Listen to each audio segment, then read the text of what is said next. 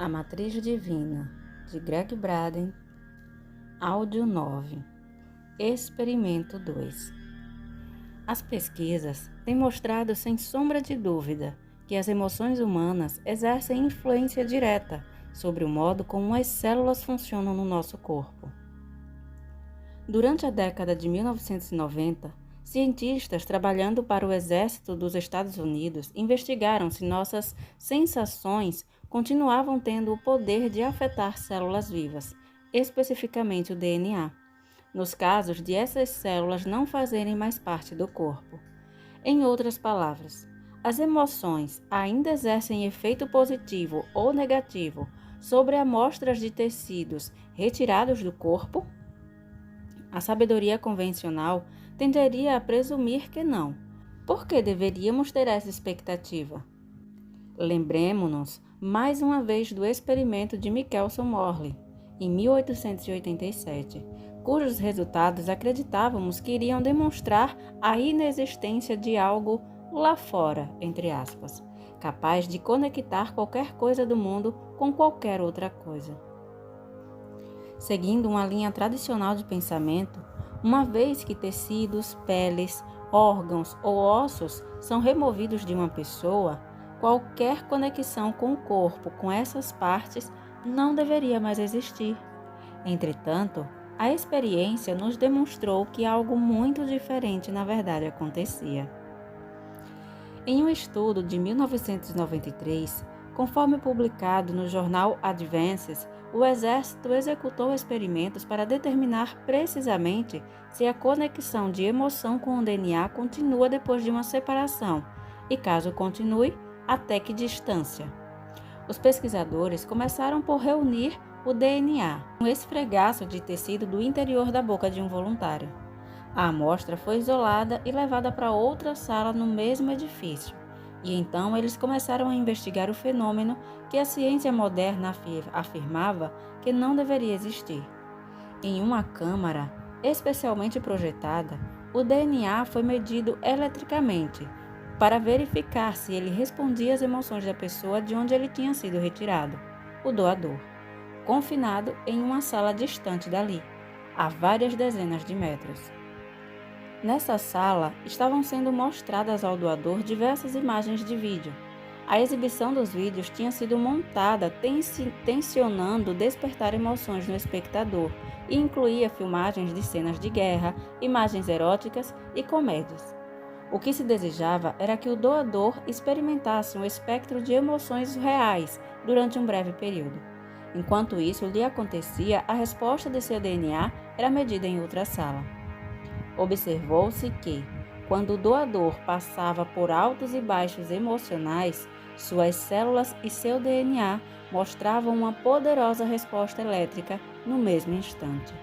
Apesar de a distância entre o doador e as amostras ser de dezenas de metros, o DNA agia como se estivesse fisicamente conectado ao corpo dele. A pergunta é: por quê? Esse experimento tem uma nota de rodapé que eu gostaria de evidenciar. Durante os ataques de 11 de setembro ao Pentágono e ao World Trade Center nos Estados Unidos, eu estava viajando pela Austrália para divulgar um livro. Quando voltei a Los Angeles, tive a sensação nítida de estar de volta a um país diferente daquele que deixara havia apenas 10 dias. Ninguém estava viajando. Os aeroportos e estacionamentos estavam vazios. O mundo tinha se transformado enormemente. Eu tinha programado fazer uma palestra em Los Angeles, logo depois do meu regresso. E ainda que tudo indicasse que poucas pessoas estariam presentes, os anfitriões tomaram a decisão de manter a programação original. Quando as apresentações começaram, concretizaram-se os receios dos promotores do evento. Apenas meia dúzia de ouvintes tinha comparecido. Quando os cientistas e autores começaram suas palestras, era como se estivessem palestrando um para o outro. Eu tinha acabado de dar minha contribuição sobre a natureza interligada de todas as coisas, concluindo a apresentação do experimento do Exército, esse que descrevo acima. Durante o jantar, naquela noite, um colega palestrante me procurou. Agradeceu-me pela minha apresentação e me informou que tinha participado do estudo que eu havia relatado na minha palestra. Para ser exato, Tratava-se do Dr. Cleve Baxter, que havia projetado o experimento para o exército como parte de um projeto em andamento. Seu trabalho pioneiro, dizendo respeito aos efeitos das intenções humanas sobre as plantas, tinham levado a experimentos com finalidades militares. O que o Dr. Baxter disse em seguida é o motivo pelo qual conto essa história aqui. O exército interrompeu os experimentos quando o doador e o DNA estavam ainda no mesmo edifício, separados por uma distância apenas de 10 metros. Entretanto, em prosseguimento àqueles estudos iniciais, o Dr. Baxter descreveu como ele e sua equipe continuaram as investigações a distâncias ainda maiores. Certa vez, a distância entre o doador e suas células chegou a 563 quilômetros. Além disso, a marcação do tempo transcorrido entre a sensação do doador e a resposta da célula foi feita por um relógio atômico localizado no Colorado.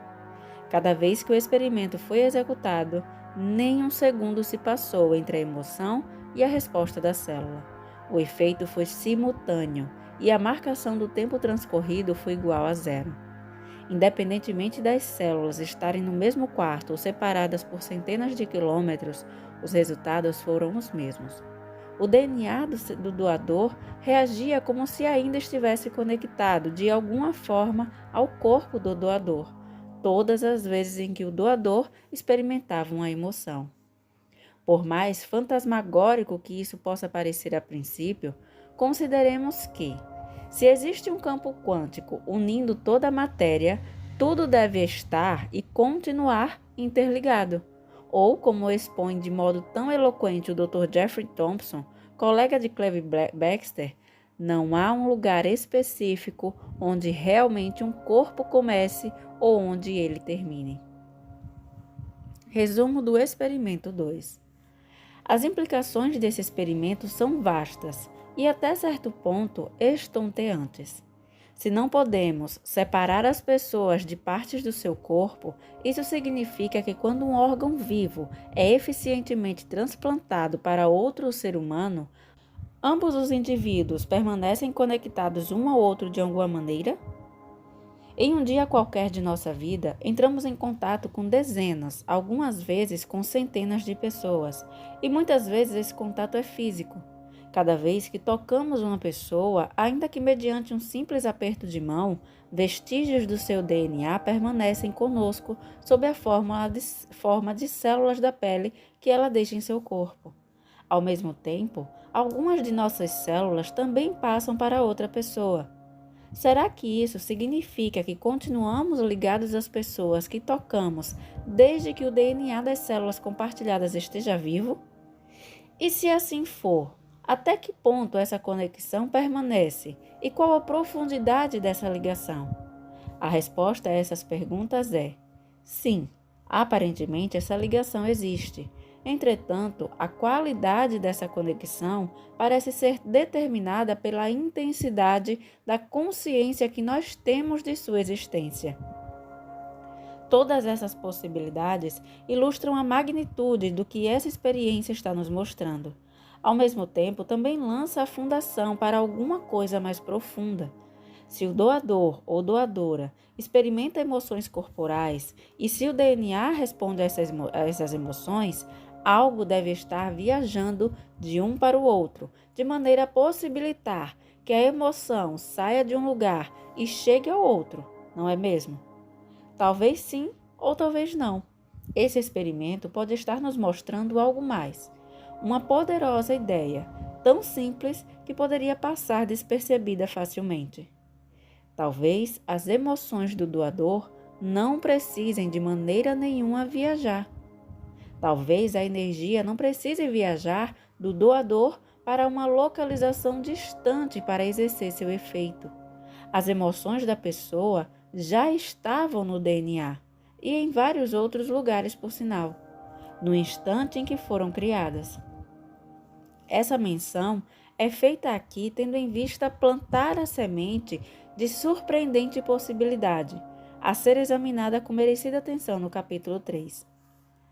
A conclusão. A razão pela qual escolhi compartilhar esse experimento é simplesmente a seguinte. A conexão entre o DNA e o doador, seja ela qual for, exige a existência de algo fazendo a união entre um e outro. O experimento sugere 4 coisas. 1.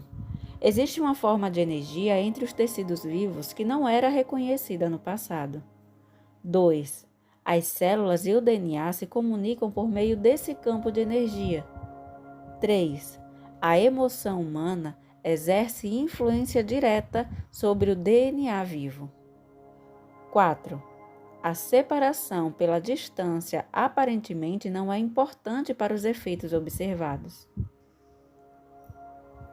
Experimento 3. Conquanto o efeito da emoção humana sobre a saúde e o sistema imunológico do corpo já seja aceito há anos pelas tradições espirituais do mundo inteiro, raramente tal efeito foi documentado de maneira que pudesse ter utilidade para as pessoas comuns.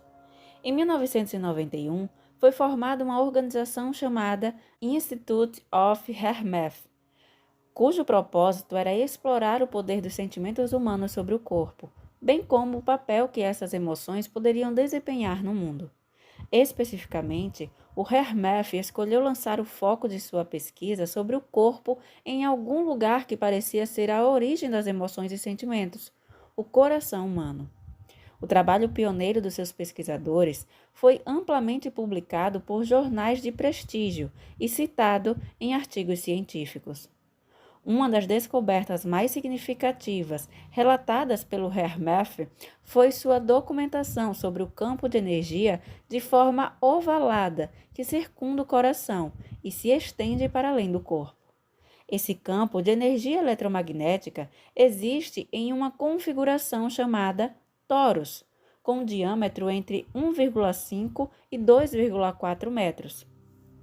Apesar de o campo do coração não ser a aura do corpo ou o prana descrito nas antigas tradições sânscritas, pode muito bem ser uma expressão da energia que começa nessa área. Com base no reconhecimento de tal campo, os pesquisadores do Hermeth se perguntaram se poderia existir outro tipo de energia, ainda por descobrir, viajando dentro desse campo conhecido. Para testar a teoria, decidiram examinar os efeitos das emoções humanas sobre o DNA, a própria essência da vida. Os experimentos foram levados a cabo entre 1992 e 1995 e começaram isolando o DNA humano em um becker de vidro e expondo-o a seguir a uma forma poderosa de emoção conhecida como emoção coerente.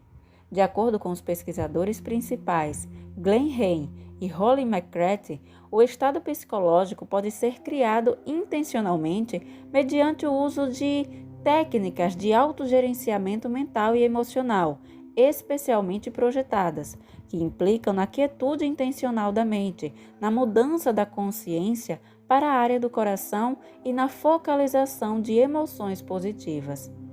Eles realizaram vários testes, abrangendo até 5 pessoas treinadas na aplicação de emoções articuladas de forma coerente. Mediante técnicas especiais para análise do DNA, tanto química como visualmente, os pesquisadores eram capazes de detectar as mudanças que acontecessem. Os resultados foram irrefutáveis e as implicações inequívocas. A conclusão foi: as emoções humanas mudaram a forma do DNA. Sem contato físico e sem tomar outra providência além de simplesmente despertar sentimentos bem definidos em seu corpo. Os participantes foram capazes de influenciar as moléculas de DNA no becker.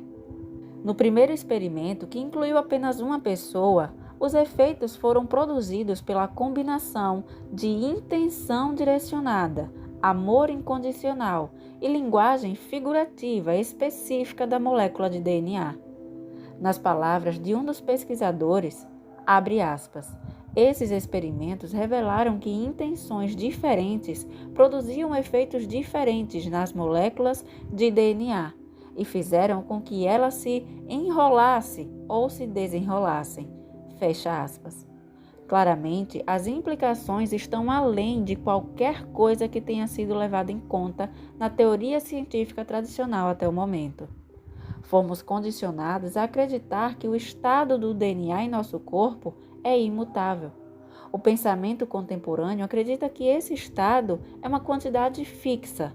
Conseguimos o que temos condições de conseguir quando nascemos.